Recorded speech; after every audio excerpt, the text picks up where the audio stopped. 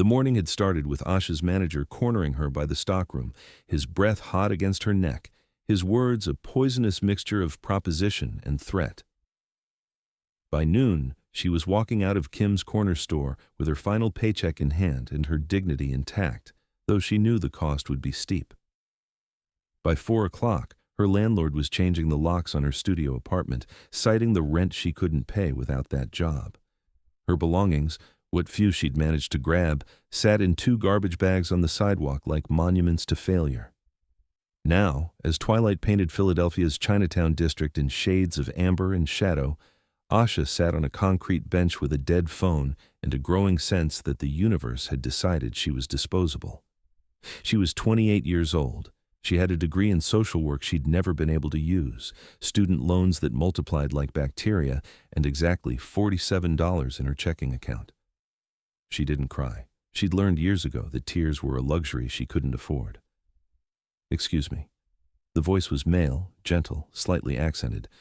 "Your phone, it's dead, yes?" Asha looked up to find a man standing before her, backlit by the neon glow of a dumpling shop. He was Korean, she thought, early 30s maybe, with dark hair that fell across his forehead and eyes that seemed too alert for someone pushing a shopping cart full of what looked like his entire life. His coat was tattered at the edges, held together with safety pins and determination, but his hands, she noticed this immediately, were clean.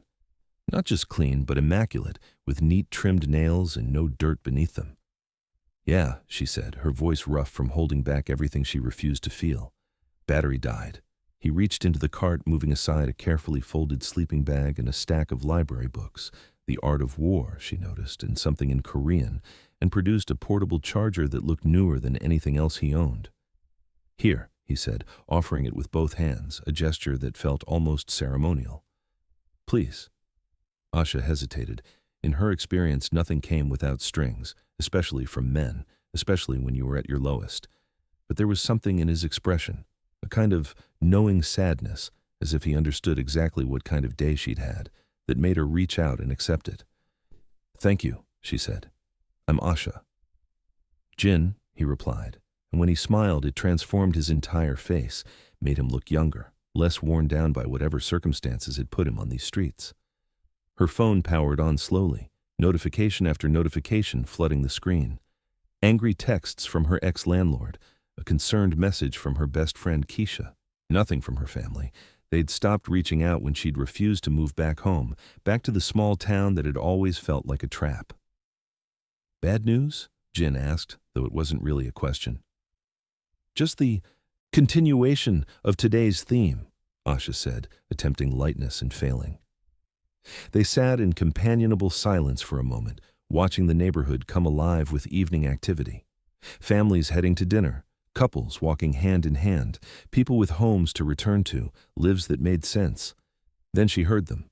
3 men, loud and purposeful, their attention locked on her like predators who'd spotted something wounded. They were young, drunk, or high, or just mean enough that it didn't matter which. The leader wore a Sixers jersey and a smile that made her skin crawl. "Okay, pause.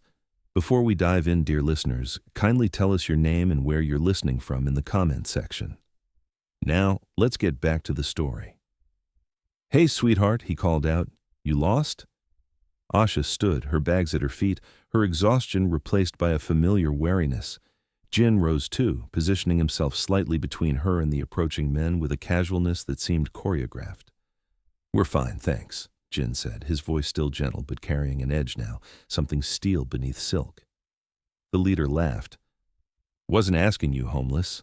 He stepped closer, reaching past Jin toward Asha. What happened next occurred so quickly that Asha's mind struggled to process the sequence. Jin moved.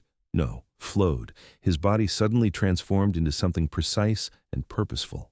The leader's hand was caught mid-reach, twisted, his body spun and redirected into his friend with balletic efficiency. The third man lunged forward and found himself on the ground. Before he'd completed the motion, Jin's foot pressed lightly against his chest. It was over in seconds. 3 men on the pavement, groaning. Jin standing above them, not even breathing hard, his expression almost apologetic. "Go home," he said simply. They went. Asha stared at him, her heart pounding. What the hell was that?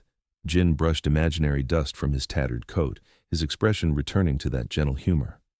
Lucky reflexes, he said, but his eyes told a different story, one involving training, discipline, a life before this one. Lucky reflexes, she repeated, disbelieving. Let me walk you somewhere safe, Jin said, deflecting her question with the smoothness of long practice. There's a women's shelter 3 blocks from here. Good people run it. She wanted to press him, to demand answers about who he really was beneath the homeless disguise that now seemed too deliberate to be genuine, but the adrenaline was fading, replaced by the reality of her situation. She had nowhere to go. Okay, she said finally. They walked through Chinatown as dusk deepened into night, Jin pushing his cart with one hand, keeping pace with her measured steps.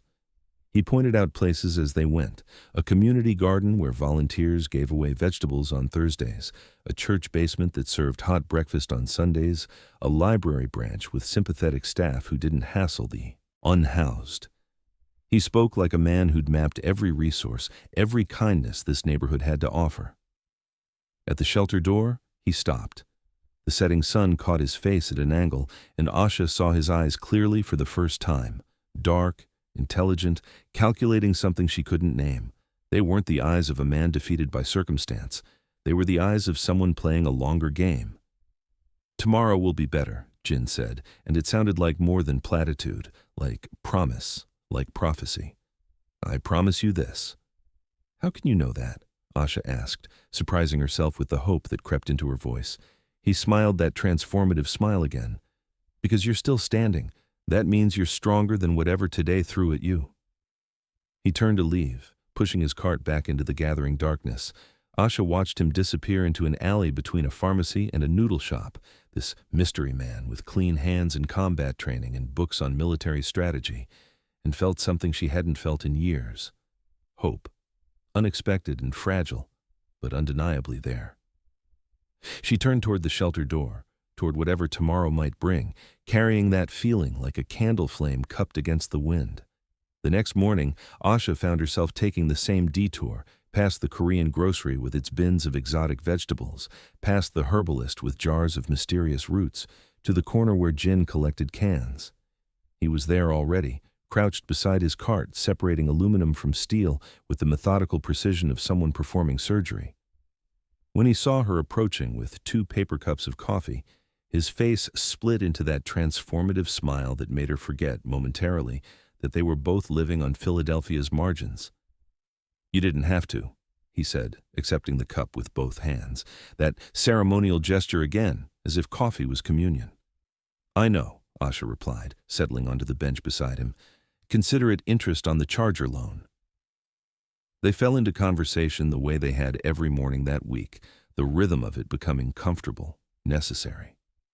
She told him about the dream she'd carried since culinary school, a bakery of her own, specializing in fusion pastries that honored her grandmother's southern recipes alongside techniques she'd learned from books.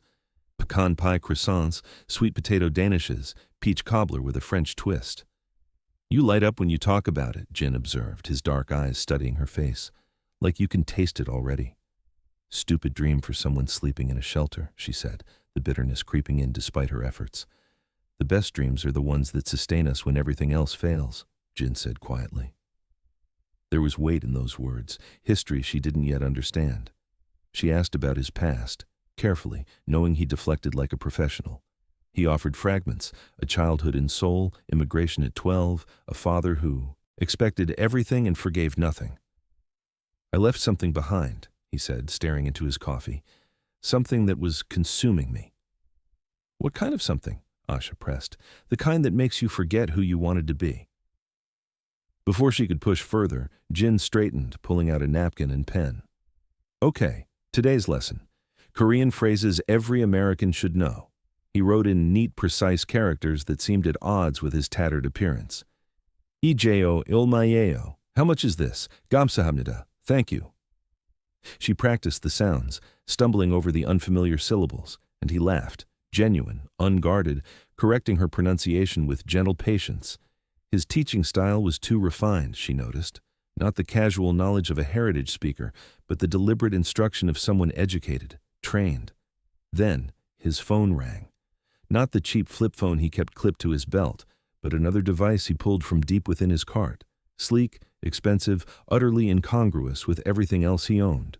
He glanced at the screen, his expression shifting into something hard and distant before answering in rapid Korean. His voice changed, became clipped, authoritative, the tone of someone accustomed to giving orders and having them followed. Asha pretended to focus on her coffee, but she was memorizing every detail. The way his posture straightened, the tension in his jaw, the single word he repeated 3 times, "Ani, no." When he hung up, he caught her watching. For a moment, something vulnerable flickered across his face, fear, maybe, or regret. "Old life," he said, the words too casual, too practiced. "Trying to pull me back." What kind of old life requires a phone like that? The complicated kind.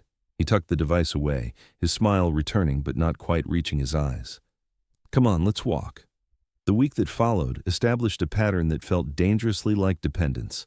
Jin would appear at the temp agency where Asha spent her afternoons applying for jobs she'd never get, her criminal background check forever stained by a mistake at 19, a bad boyfriend, and a car she didn't know was stolen. Each rejection landed like a physical blow, and each time Jin was there, solid and understanding, refusing to let her spiral. On the 5th rejection, he took her hand. "I want to show you something." He led her through streets she'd never explored, past the tourist areas into a neighborhood where Korean and Chinese mixed freely, where grandmother voices called out prices and gossip in equal measure. They turned into what looked like an abandoned lot behind a shuttered restaurant, but beyond the chain-link fence lay a secret. Gardens, dozens of them, small plots tended by elderly Korean women who'd claimed this forgotten space and transformed it into abundance. The grandmothers greeted Jin with obvious affection, calling him names Asha didn't recognize: Adul, son, Johun Sonyeon, good boy. One pressed a bag of seed packets into his hands, speaking rapid Korean that made him laugh and bow his head in something like embarrassment. "They think I need to settle down," he translated. "Grow roots." "Do you?" Asha asked. He didn't answer, just knelt beside an empty plot and began turning the soil with his bare hands. She joined him, and that's when she noticed, really noticed, his hands. They were calloused, yes, marked by outdoor living, but their shape was wrong for manual labor. The long fingers, the precise movements, the way he handled the earth with the same careful attention he'd shown teaching Korean.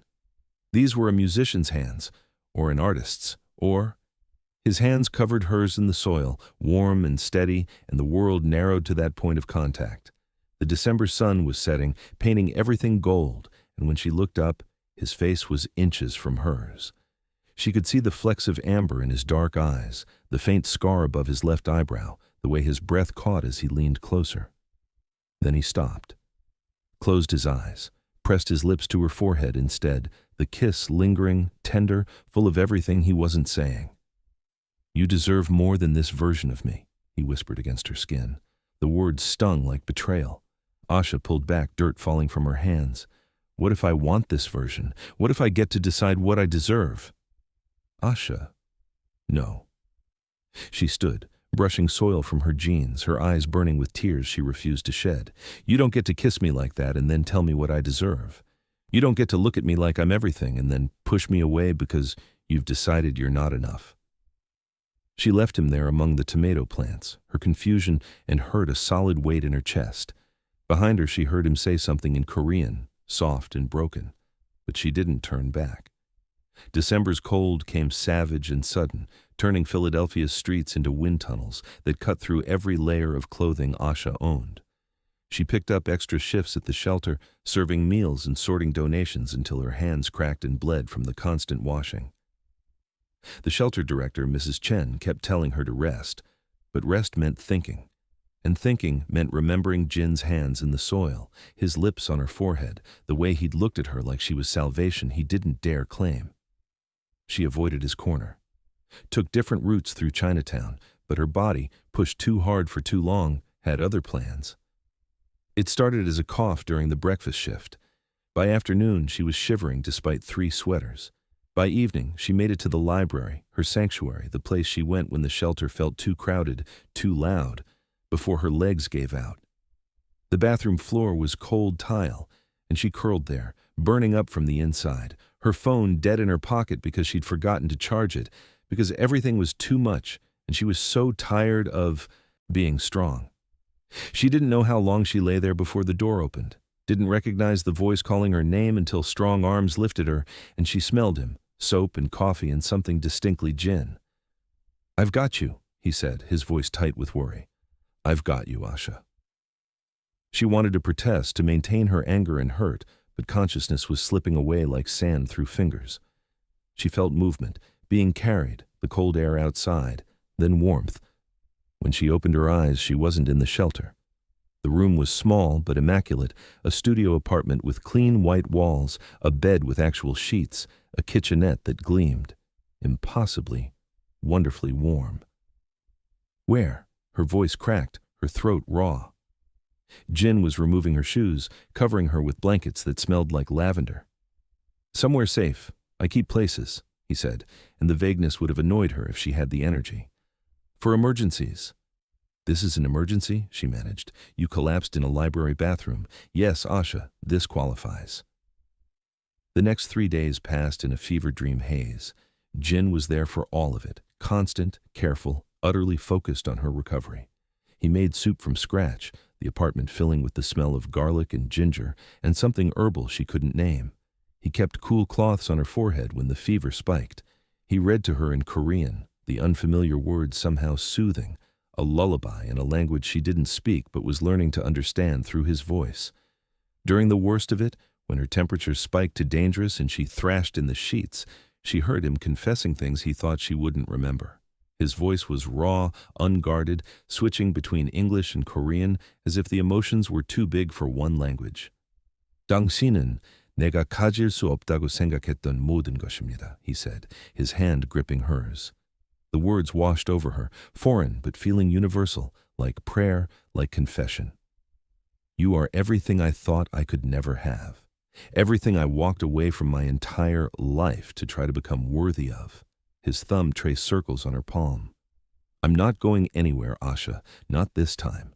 I spent 15 years running toward power and 6 months running from it, and all I found that mattered was you on that bench with a dead phone and more strength in your tired eyes than I've ever had."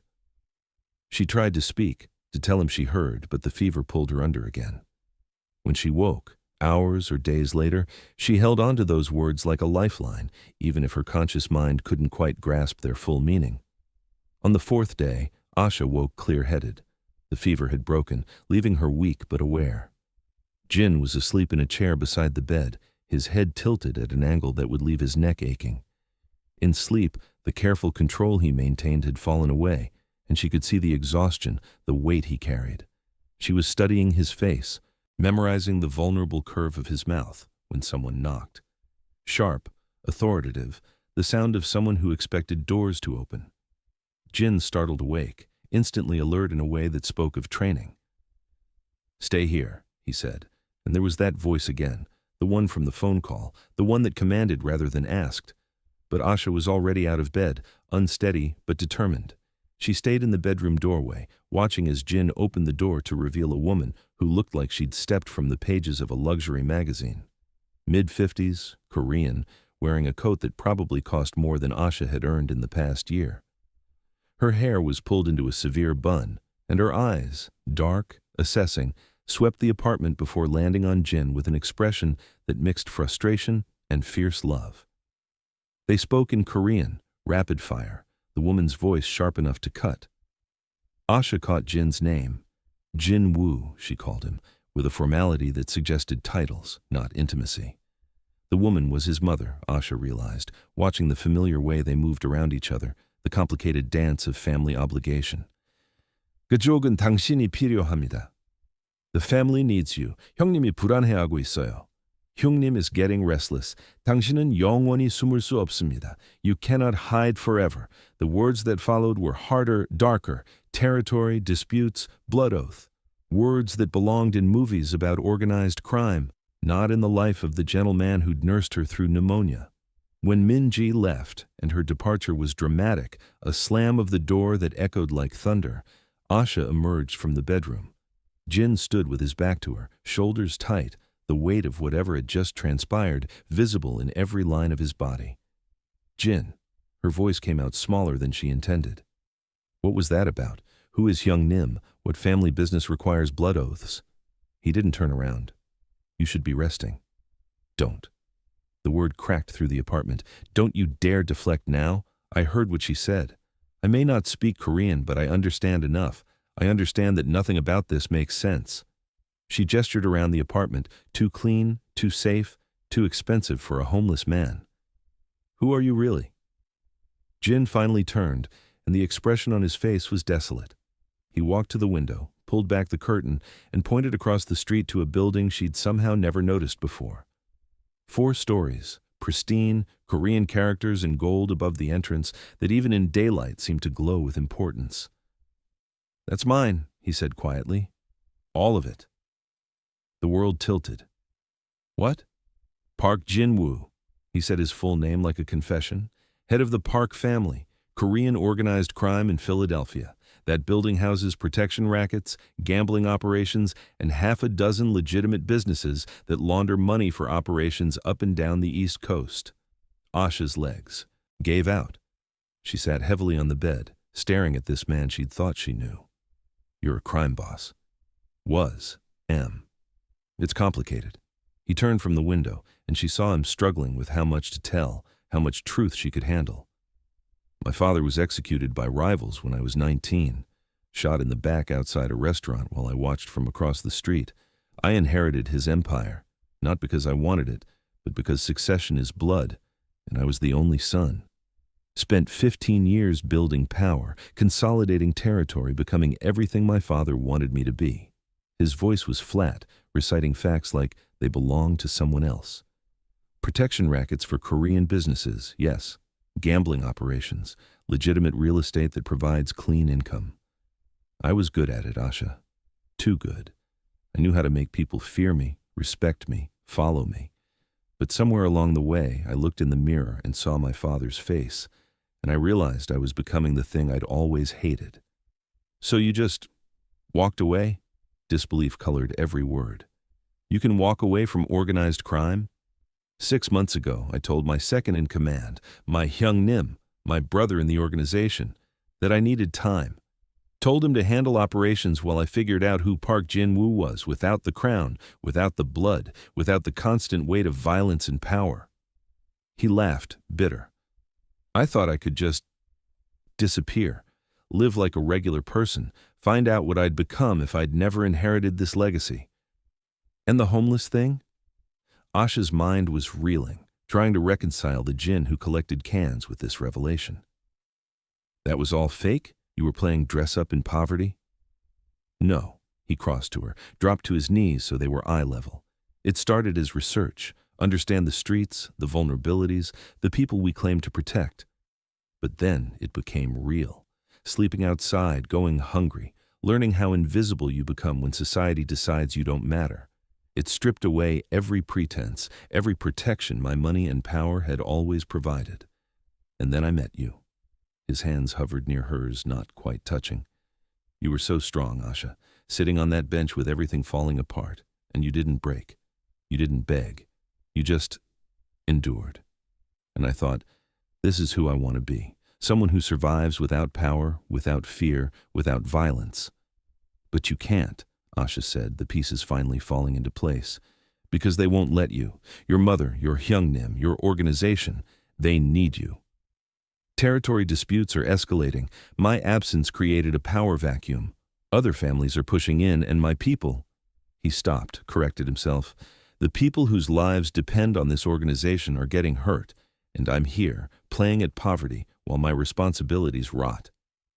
Asha looked at the man before her, her head swirling with so many questions she needed time to process. Everything that just happened, everything she heard.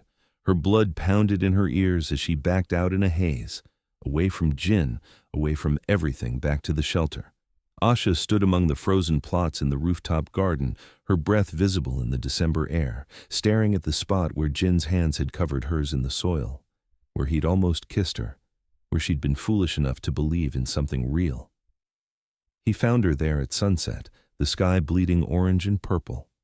She heard his footsteps on the gravel, hesitant, careful, so unlike the confident stride she now knew belonged to a man who commanded criminal empires.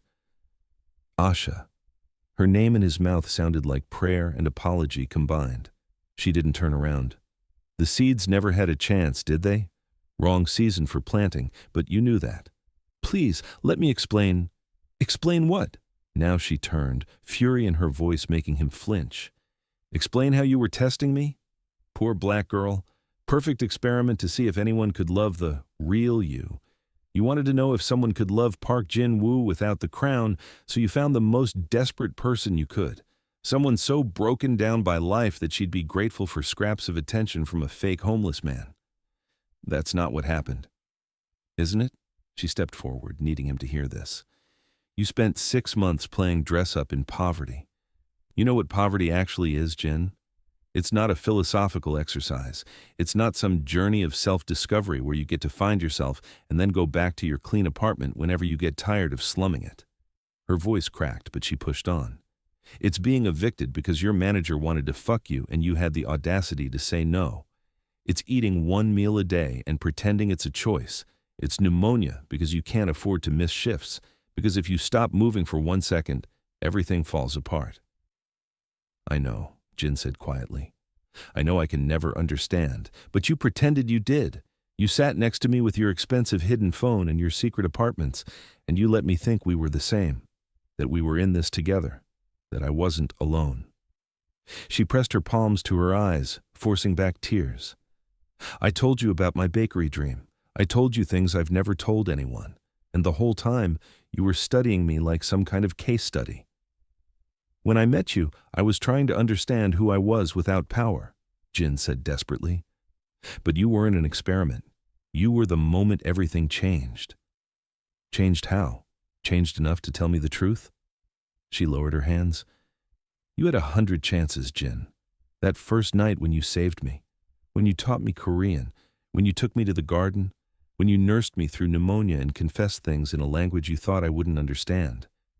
Any of those moments, you could have chosen truth. She stepped closer. But you didn't. You weren't hiding from your world, Jin.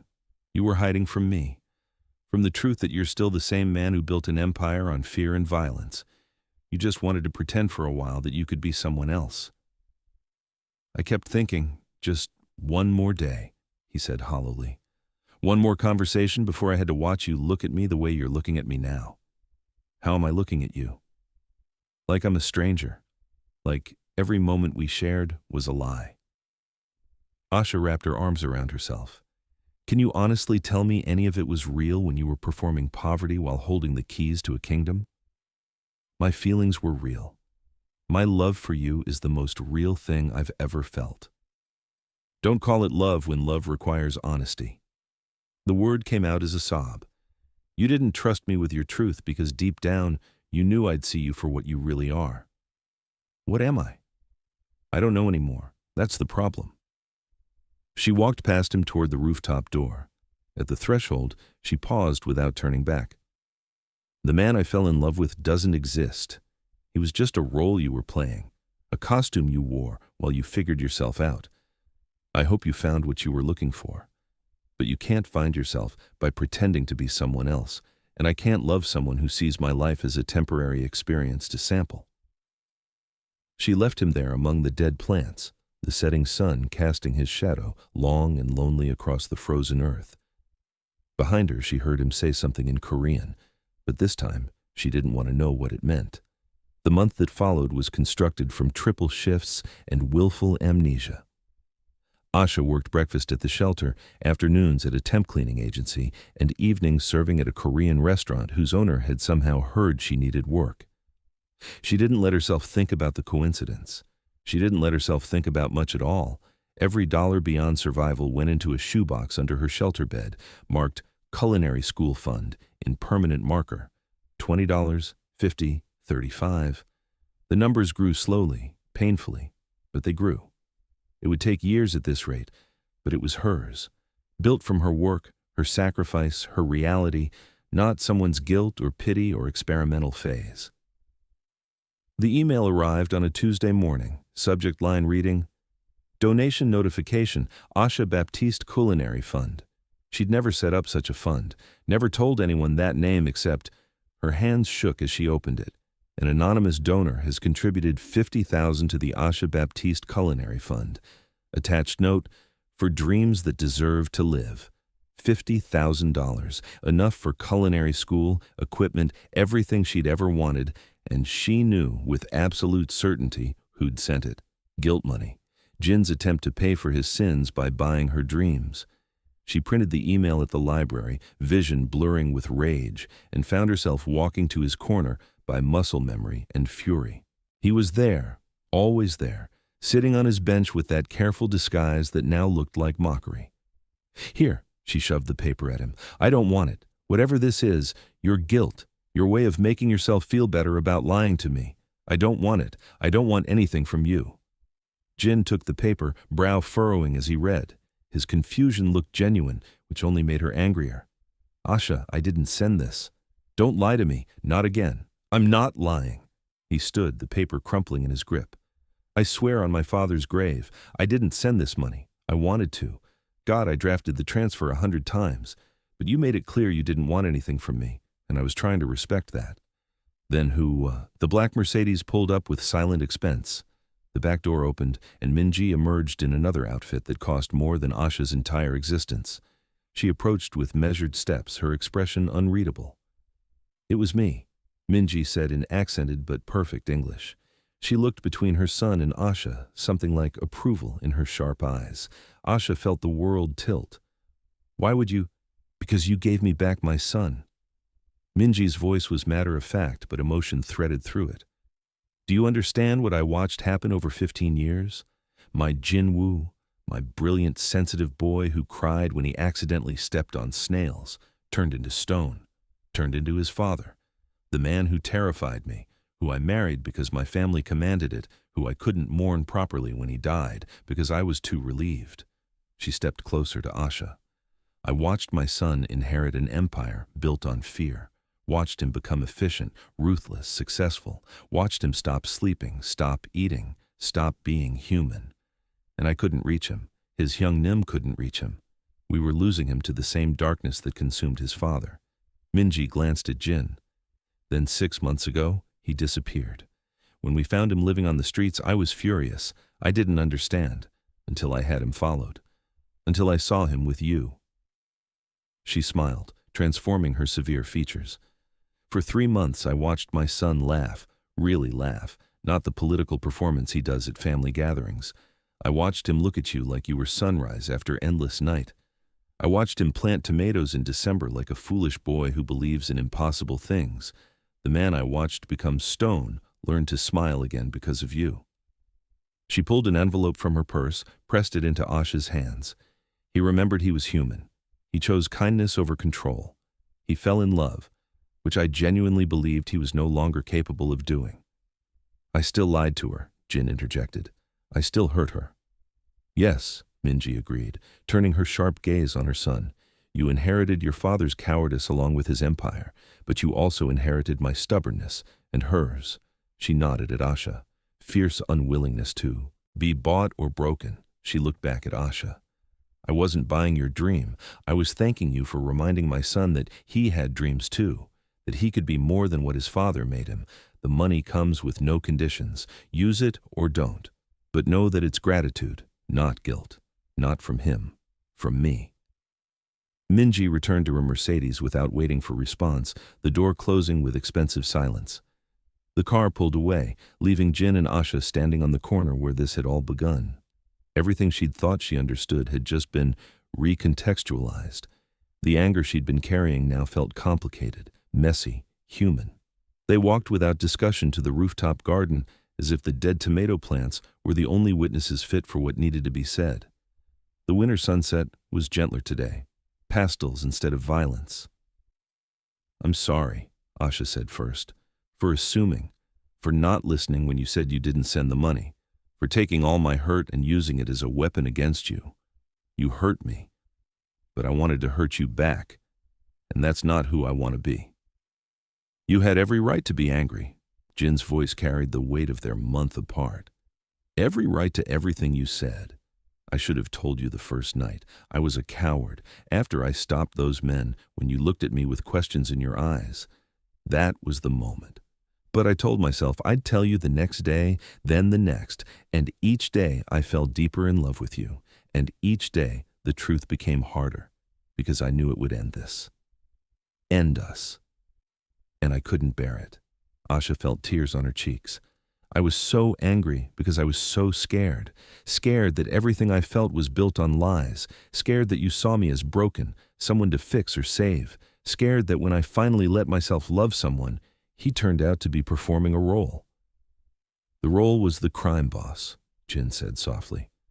That's the costume I've been wearing since I was 19. The man who collected cans and taught you Korean. That's who I wish I could be all the time. But you can't be. Because people depend on you, because responsibility doesn't disappear just because we want it to. No, it doesn't. They stood in the silence of that truth, the enormity of what lay between them. What do we do now? Asha asked. Jin's smile was tentative, fragile, real. I'd like to take you on a proper first date, as myself, all of me.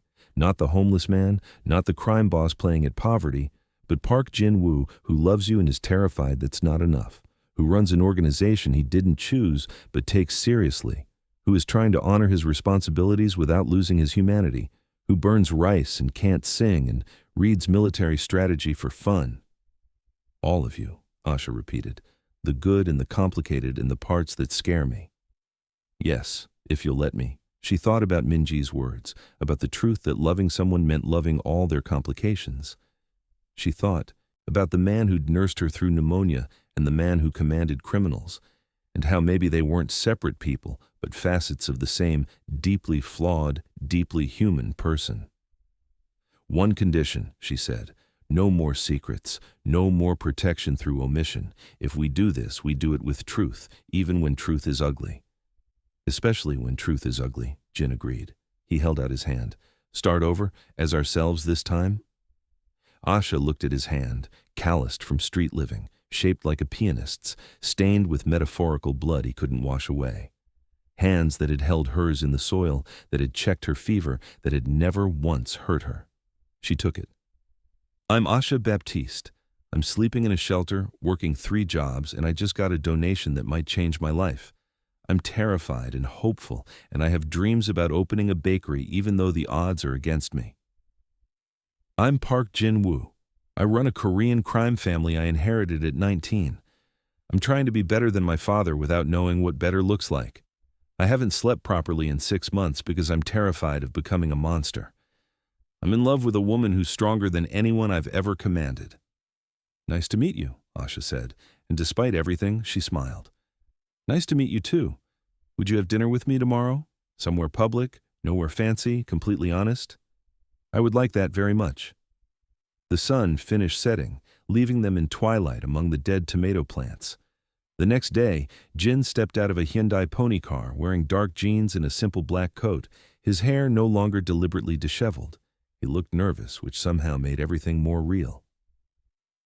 My father's car, he said, running his hand along the hood with unexpected tenderness. The only thing of his I kept that wasn't stained with blood. He bought it the year he came to America, before everything turned dark. I had it restored last year, thinking I'd sell it. Couldn't. Asha touched the chrome, feeling the weight of inheritance and complicated love. It's beautiful. So are you. They drove north out of Philadelphia as twilight deepened, the city lights giving way to winter countryside. The Korean temple revealed itself slowly. First a gate with characters she couldn't read, then a path lined with stone lanterns. Finally, the building itself, elegant and simple against the dark tree line. It was closed for the season, but Jin had a key, and she didn't question that either. They sat on the temple steps under winter stars that seemed impossibly bright away from the city's glow. Jin brought thermoses of hot chocolate, real chocolate, the kind her grandmother used to make, thick and sweet and perfect. My mother brought me here when I was 12, he said, his breath visible in the cold air. Right after we immigrated. My father was already building his empire, already becoming someone I didn't recognize. She'd drive me up here every Sunday. Let me just be a kid for a few hours. We'd sit right here, And she'd tell me stories about her childhood in Seoul, before arranged marriages and crime families. He smiled at the memory. I learned to meditate in that building, learned Korean properly, not the street version my father spoke. She was trying to save something of me before it got consumed. I think about that now, how she saw it coming, tried to protect me, and couldn't. Asha leaned against his shoulder. You protected yourself, you walked away. Not many people in your position would have that courage. They sat in comfortable silence, her head on his shoulder, his arm around her waist, the constellation of their breathing visible in the frozen air. This stillness, this peace, felt more intimate than any kiss. He turned to face her fully, his dark eyes reflecting starlight. I spent 15 years being available every moment, every call answered, every crisis managed, every decision mine to make. And I never asked myself what I was sacrificing to maintain that control. Tonight, I'm asking, and the answer is you. The answer has always been you. What are you saying? I'm saying I choose this, you, us, whatever this becomes. My organization will survive one night without me, but I won't survive losing you again because I couldn't put down the crown for 2 hours. The first snowflake landed on her cheek, then another, the sky opening up with that particular magic of unexpected snow. Jin brushed the flakes from her face with careful fingers, and she saw him clearly, not the crime boss, not the homeless man, but Park Jin-woo, complicated and flawed and brave enough to choose love over duty, if only for one night. Kiss me, Asha whispered. He did. His lips were cold at first, then warm, tasting like chocolate and promises. She wrapped her arms around his neck, and he pulled her closer, and the snow fell around them like blessing, like forgiveness, like the universe's gentle insistence that some moments exist outside of consequence. When they finally pulled apart, both breathing hard, Jin pressed his forehead to hers. I don't know how this ends. I don't know how to reconcile who I am with who I want to be for you. Neither do I, Asha admitted. But maybe we figure it out together, one honest moment at a time. One honest moment at a time, he repeated, and kissed her again, softer this time as the snow continued to fall and the temple stood silent, witness to their beginning.